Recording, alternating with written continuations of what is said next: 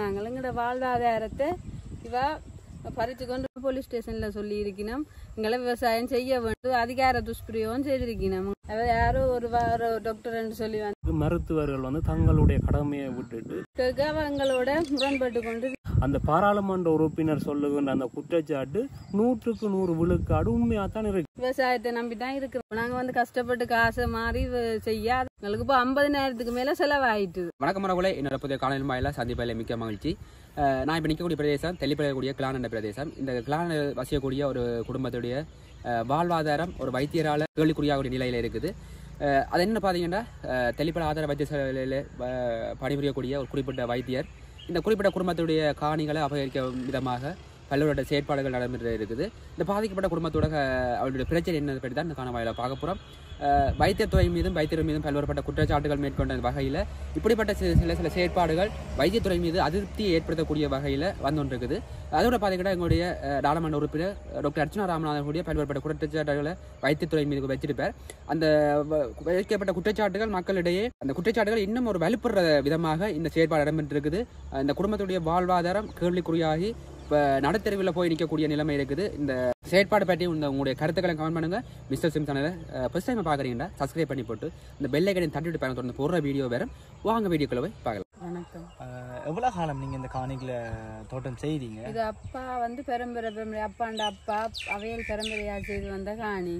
நாங்கள் இந்த இடம்பெயர்ந்து 2010 இந்த இடத்துக்கு நாங்கள் வந்த இடத்துல விவசாயத்தில் பதிஞ்சு விவசாய சம்மேளனத்தில எல்லாம் பதிஞ்சு விவசாயம் மேற்கொண்டேன். நான் தான் விவசாய சம்மேளனத்திலே செயலாளராக இருந்து இந்த கிராமத்தில் இருந்தேன். நான் விவசாயம் என்னோட பேரில் தான் விவசாய பதிவே இருந்தது. நான் செய்துட்டு வந்தது. கடந்து 2 வருஷமா இவர் என்னோட கணவர் கால் உடைஞ்சதால வைத்தியசாலையில் இருந்ததால ஹாஸ்பிட்டல் அனுமதி அதில் என்னால் இந்த தோட்டத்தை செய்ய முடியல. அதால கொஞ்சம் பத்திடுது. அது யாரோ ஒரு டாக்டர் சொல்லி வந்து இந்த காணிக்க வைக்கோ போட்டு உழுதவா. நாங்கள் பிறகு கேட்க எங்களோட முரண்பட்டு கொண்டு நிற்கிறோம். எங்களோட வாழ்வாதாரம் நாங்கள் 2 பேரும் விவசாயத்தை நம்பி தான் இருக்கிறோம். நாங்கள் எங்களோட வாழ்வாதாரத்தை இவ பறித்து கொண்டு இருக்கிறா. இதுக்கு நீங்கள் உரிய நடவடிக்கை எடுக்க வேணும்னு கேட்டுக்கோ. இப்போ இது எத்தனாவது பரம்பரையா நீங்க இந்த காணிகள் தோட்டம் செய்றீங்க? அப்பாண்டே அப்பா இப்ப நான் கிட்டத்தட்ட 5வது பரம்பரை. அப்ப இவ்வளவு காலம் நீங்கள் தோட்டம் செய்த நீங்கள் இதுக்கு முதல் இப்படி பிரச்சனை ஒன்றும் ஒரு பிரச்சனையும் பெரியல. இந்த இடத்துக்கு 2010 வந்த நாங்கள் அப்பல இருந்து செய்து கொண்டு இருக்கிறோம். மற்ற இந்த காணி உரிமையாளர் சம்பந்தம் சார்பாக உங்களுக்கு என்ன விடயம் சொல்றாங்க? அப்ப இதுல அவங்க பையன் உங்களுக்கு சார்பா இருக்கிறாங்களா என்ன மாதிரி? காணி உரிமைக்காரர் அப்படின்னு சொல்லி எங்களுக்கு ஒரு தரம் இல்லை. அவை ஒரு தரம் உரிமைக்காரர் ஒரு தரம் உரிமை கொண்டாடல.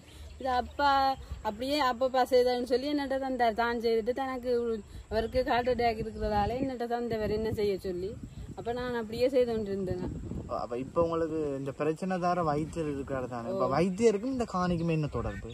அவ ஒரு தொலைபேசி கொண்டு சொன்னவா காணிக்கு அறிவாதான்டா. அவ வேறண்டே தெரியாது எனக்கு. ஆனா அவ ஒரு தனக்கு தெரிஞ்ச முறையிலே அவ இந்த காணியை டீல் பண்ணுவா அப்படின்னு மட்டும் தான் சொன்னவ. எங்களுக்கு ஒரு வேற விவரம் ஒன்றும் தெரியாது. அப்ப அவ காணிக்கு சம்பந்தப்பட்ட ஆளும் இல்ல, அவ அந்த கையில காணி உறுதியும் இல்ல, உறுதி எங்களுக்கு காட்டவும் இல்ல. நாங்கள் உறுதி இருக்குன்னு சொல்லுறா, எங்களுக்கு காட்டுறாவே இல்ல. அவ காணி பின்னாத நாடைப்பன்னு சொல்லி அந்த வெள்ள பக்கம் முடப்பக்கத்தை மட்டும்தான் சொல்றா. இதுதான் வேண்ட காணி என்று தங்களோட காணி வேற எதுவும் சொல்லல. உறுதியா மறைக்கிறா. அந்த நம்பர் இருக்குதானே அதை மறைக்கிறா. நாங்களுக்கு பார்க்க கேட்க எங்களை இது 1000 கண்டுன்னு சொல்லித்தான் சொன்னா. நாங்க 800 கண்டு தான் இது செய்கிறோம். தோட்டம் உழுவுறது இல்லாம அப்படி அவ இப்ப அதை 4.5 பிறப்பு காணின்னு சொல்லி கூட நிக்கிறா. அதனால உறுதி இருக்குது. இப்ப இறுதியா இப்ப அவ என்ன இதுல நிக்கிறா முடிவுல? இப்ப இந்த காணி எங்கள்கிட்ட இந்த பறிமுதல் செய்யறதா? பறிமுதல் செய்யறாண்டா அவங்கள்ட்ட ஆதாரம் உறுதி ஒன்றும் இல்லாம அப்படி அந்த பறிமுதல் என்னோட ஆதாரம் உறுதி இருக்குதுன்னு சொல்றாரு. எங்கள்கிட்ட காட்டையில உறுதி இந்த வரைக்கும் காட்டையில உறுதி. உங்களோட வாழ்வாதாரமாவே தான் அமைஞ்சிருக்கு. வாழ்வாதாரமே தான் விவசாயம் தான். அப்ப நீங்கள் இதுல போலீஸ் முறைப்பாடு ஏதாவது வந்ததா உங்களுக்கு? என்ன மாதிரி அதை பற்றி ஒரு போலீஸ் முறைப்பாடு நேற்று வந்தது. நாங்க இன்றைக்கு போன இடத்துல அவ இப்படிதான் கதை சொல்றா. தான் 10 இருந்த காணி 2 வருஷமா செய்யாத 10 வந்ததுக்கு தன்னோட ஆதாரம் இருக்கு. அதாலதான் தான் உழுத நான் இந்த காணிய எங்களை பறிச்சு வச்சுக்குதுன்னு சொல்லி சொல்லுறா. எங்களை விடுவது இல்லையா அந்த என்ன விற்கிறது. அக்கா இப்ப எவ்வளவு காலம் நீங்க இதுல தோட்டம் செய்றீங்க தானே, அப்ப இது உங்களோட தொடர்புள்ள காணி என்று இங்க இருக்கிற கிராம சேவகருக்கு தெரியும் தானே, அது என்ன கிராம சேவர்கிட்ட பதிவு இருக்குது, வேறுகிட்ட இருந்து நாங்கள் பதிவு எல்லாம் இருக்குது. ஜிஎஸ்கிட்ட போய் அறிவித்த நாங்கள் இப்போ எங்களுக்கு தெரியாம தான் இவ வந்து வைக்கோ போட்டு உழுதவா. அப்போ உடனே ஜிஎஸ்க்கு அறிவிக்க அவள் ஜிஎஸ் சொன்னா எனக்கு தனக்கு காணி உங்களோட காணின்னு தெரியாது, தெரியாம அவ ஒரு டாக்டர் அவ வந்து தண்ட காணி தண்ட தமையன்ற காணி 10,000 இருக்குது, அதை உழ போறேன்னு சொல்லு. அப்ப தான் ஜிஎஸ் சொன்னா 10,000 தான் நல்ல தானே உழுங்கோன்னு சொல்லு. அப்ப தனக்கு தெரியாது எங்கட காணி என்று தெரிஞ்சிருந்தா தான் அதுக்கு நடவடிக்கை எடுத்திருப்பேன்னு சொன்னவா. அப்ப இப்ப தெரிஞ்ச பிறகு ஜிஎஸ் உங்களுக்கு என்ன சொன்னவங்க? சொன்னவங்களை வளமே நீங்கள் தோட்டத்தை ஒரு காலமும் விட வேண்டாம், நீங்கள் தோட்டத்தை செய்து கொண்டே இருங்கோ. நீங்கள் கோர்ட்ஸுக்கு போங்கோ, போலீஸ் ஸ்டேஷனுக்கு போய் அந்த சிவிலுக்கு போவினமாவே நீங்கள் அதுக்கு தான் நடவடிக்கை எடுங்க. அவையே செய்வின நீங்கள் விவசாயத்தை கைவிடாதீங்க. உங்களோட வாழ்வாதாரம் விவசாயம் என்று நம்பி இருக்கிற நீங்கள் விவசாயத்தை விட வேண்டாம், நீங்க தொடர்ந்து செய்து கொண்டே இருங்கோ அப்படின்னு சொன்னோம். மற்றது அவங்க உங்களோட எத்தனை பரப்பு காணி என்ன மாதிரி அந்த விடயங்களை பெற்று தெளிவா சொல்லுங்க. இப்ப எத்தனை பரப்பு காணி எத்தனை பரப்புன்னு சொல்றா, உங்கள்ட்ட எத்தனை பரப்பு இருக்கு? எங்கள்கிட்ட நாங்கள் தோட்டம் செய்யறது 1000 கண்டண்டா 800 1000 கண்டண்டா 3 பரப்பு 3.5 பரப்பு வரும். ஆனா நாங்கள் இந்த 800 கண்டன்னு சொல்லித்தான் தோட்டம் செய்கிறோம். அப்ப அது 2.5 பரப்பா தான் இருக்குது. நாங்க அவ்வளவுக்கு தான் உழுவுறது இது செய்யறது. இப்ப அவ வந்து நிக்கிறா தன்னிட்ட உறுதி இருக்கு, அது 4.5 பரப்பு காணி என்று சொல்லி கொண்டு இருக்கிறா. அவட்ட அந்த ஆதாரம் ஒன்றும் இல்லை. இதை பார்க்க 4.5 பரப்பு மாதிரியா இருக்கு இல்லை தானே. இது வந்து 800 கண்டு கிடையாது, 2.5 பரப்பு தான் வரும். அப்படித்தான் நாங்கள் அளந்தெழுதி செய்த. நாங்கள் வந்த காலத்துல இடம்பெயர்ந்து வந்து 2010 வந்தோமே, அப்பலேருந்து காணியை ஒருத்தர் பிரிக்க நாங்கள் 800 கண்டு அதுக்கேற்ற மாதிரி தான் பிரிச்சது. பக்கத்து காணிக்காரர் இருக்குன்னு தானே அதில் யாரும் சேர்ந்து. நீங்க இதை சொல்லுங்க என்னன்னு சொன்னா, இதில் நீங்கள் மேற்கொண்டு விவசாயம் செய்யறதால என்ன பிரச்சனை இருக்குது செய்யறதுல? நாங்கள் இப்போ செய்கிறது வெங்காயம் செய்கிறதுக்கு எல்லாம் உழுது போட்டு விவசாயம் செய்ய 2 அந்த வெங்காயம் வாங்கி நாங்கள் 20,000 ரூபாய்க்கு. அந்த வெங்காயத்து நடவடிக்கை செய்ய விட முடியாமல் போலீஸ் ஸ்டேஷனில் சொல்லி இருக்கணும், எங்களை விவசாயம் செய்ய வேண்டாம், இந்த காணி பிரச்சனை தீரும் பிறக்கும் எங்களை விவசாயம் செய்யும். இப்போ நாங்கள் வந்து கஷ்டப்பட்டு காசை மாறி செய்ய விடாமல் தடுத்தா எங்கள்ட வாழ்வாதாரத்துக்கு மிகவும் கஷ்டம் தானே. அது அதிகார துஷ்பிரயோகம் செய்திருக்கணும், எங்களை செய்ய விடாமல் மறைச்சது. எவ்வளவு காசு நீங்கள் அதுக்காக இன்வெஸ்ட் பண்ணியிருக்கிறீங்க? நாங்கள் வெங்காயத்துக்கு 2 டெண்டர் வெங்காயம் 20,000க்கு வேண்டி இருக்கிறோம். இப்போ இந்த உழுத நாங்கள் டிராக்டரால் உழுததுக்கு 16,000 ரூபா வந்துருக்கு. இப்போ இந்த வைக்கோ போட்டுட்டு இப்படி மண் புட்டியாக விட்டுட்டா இப்போ அதுக்கு 4 கூலி பிடிச்சு அவையில கொண்டு வேலை செய்த நாங்கள். எங்களுக்கு இப்போ 50,000க்கு மேலே செலவாயிட்டுது. எங்கடம் 50,000 அவ இது செய்திருக்கீங்க. நான் வந்து தெல்லிப்பட கிளானையில் வசித்து கொண்டு வரேன். இது வந்து எங்களோட பரம்பரையாக நாங்கள் வந்து தோட்டம் செய்கிற காணி. இப்போ திடீரென்று சொல்லி இப்போ ஒரு ஆள் வந்து ஒரு வைத்தியர் ஒரு ஆள் இது தன்னுடைய காணின்னு சொல்லி தன்னிட்ட உறுதி இருக்குன்னு சொல்லி வந்தார். அப்போ அவாவை செக் பண்ணி பார்க்க போய்க்குள்ள அவள் இந்த காணிக்குரிய ஆள் கிடையாது. அப்போ அவள் சொன்னது வந்து திரும்ப அவள் மாற்றி கதை கேட்க சொன்ன விஷயம் வந்து எப்படின்னு சொன்னால், இது எங்கண்டு அண்ணின்ற காணி அவள் கனடாவில் இருக்கிறான். அப்போ நாங்கள் என்ன சொன்னாங்கன்னா, இது நாங்கள் பரம்பரையாக இந்த காணியை செஞ்சுட்டு வரோம். அப்போ நீங்கள் இப்போ 100 வருஷத்துக்கு பிறகு இதை சொந்தம் கொண்டாட வர்றது முறையானது இல்லை, நீங்கள் முறையான விஷயங்களை கொண்டு வந்தாலும் அது செல்லுபடியற்றதுன்னு நாங்கள் சொன்னாங்க. அப்போ இந்த காணி நாங்கள் தோட்டம் செஞ்சு கொண்டு இருக்கக்குள்ள என்னுடைய மச்சான் தான் இந்த தோட்டத்தை செஞ்சுட்டு வந்தவர். அப்போ அப்படி செய்யக்குள்ள அவருக்கு இதுக்குள்ள தோட்டத்துக்குள்ளே வலைக்கு விழுந்தால் அவர் பிஓபி போட்டது. இப்போ அந்த பட்சத்தில் அவர் 1 வருஷமாக இந்த காணியை தோட்டம் செய்ய முடியாமல் போனது. இப்போ நாங்கள் இந்த இஞ்சாலி பக்கம் வந்து இப்போவும் செஞ்சு கொண்டிருக்கிறோம் இந்த பக்கம். இப்போ இந்த பக்கம் நாங்கள் அவருக்கு அப்படி ஒரு விபத்து ஏற்பட்ட பொழுது தான் அந்த தோட்டம் செய்கிறத நாங்கள் நிப்பாட்டினாங்க. அப்போ அந்த கேப்பில் கொஞ்சம் இந்த இடங்களில் கொஞ்சம் புல் வளர்ந்த உடனே அவள் எங்களுக்கு தெரியாமல் வந்து ஜேசிபி போட்டு இதை துப்புரவு செஞ்சோம். அப்போ நாங்கள் யார் இது துப்புரவு செஞ்சேன் எங்கண்ட காணிக்குள்ள யார் துப்புரவு செஞ்சேன் அறியக்க அவள் ஒரு வைத்தியர் தெல்லிப்பளையில் பொறுப்பாக ஒரு கிட்டத்தட்ட ஒரு 7 வருஷமாக அங்கே பணியாற்ற ஒரு வைத்தியர் என்று சொல்லி அவன் தொலைபேசி இலக்கம் எங்களுக்கு கிடைச்சி அவள் தொடர்பு கொண்டு கேட்டுனாங்க. அப்போ அந்த நேரம் தான் அவள் சொல்கிறா, இது வந்து தங்கண்ட அன்னிக்குரிய காணி, நீங்கள் இதிலேருந்து வெளியேறுங்க, தானே இதில் வீடு கட்ட போகிறோம். அப்போ நாங்கள் சொன்னோம், இது வந்து எங்கண்ட அன்றாட வாழ்வாதாரம் இதுதான். இப்போ இதில் நாங்கள் விவசாயம் செய்கிற காணிக்க நீங்கள் வீடு கட்ட முடியாது. யாரும் பிரதேசவையோ யாருமே அதுக்கான இதை தரமாட்டினோம்னு சொல்லி நாங்கள் சொல்லிக்க இல்லை தாங்கள் பிரதேச சபையிட்ட அனுமதி எடுத்து இதுக்குள்ளே நாங்கள் வீடு காட்டுவோம் அப்படின்னு சொல்லி.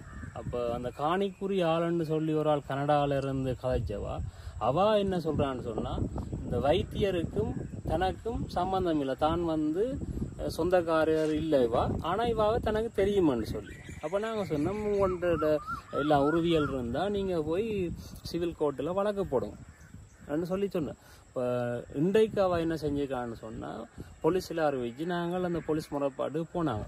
இப்போ அங்கே போய்க்கு அங்கே வந்து 2 விதமாக வந்த கனடாவிலிருந்து அனுப்பின ஒரு லோயர்ன்னு சொல்லியும் வைத்தியர் தெல்லிப்பள்ளையில் பணியாற்ற வைத்தியர்ன்னு சொல்லியும் அவன் வந்துவான். அப்போ 2 பேரும் ஒற்றுமைப்பட்டு வரையில் அவை வந்து வேறு வேறையாக தான் அவை 2 பேரும் வந்தது. இப்போ அவை 2 பேருக்குள்ளேயே முரண்பாடு.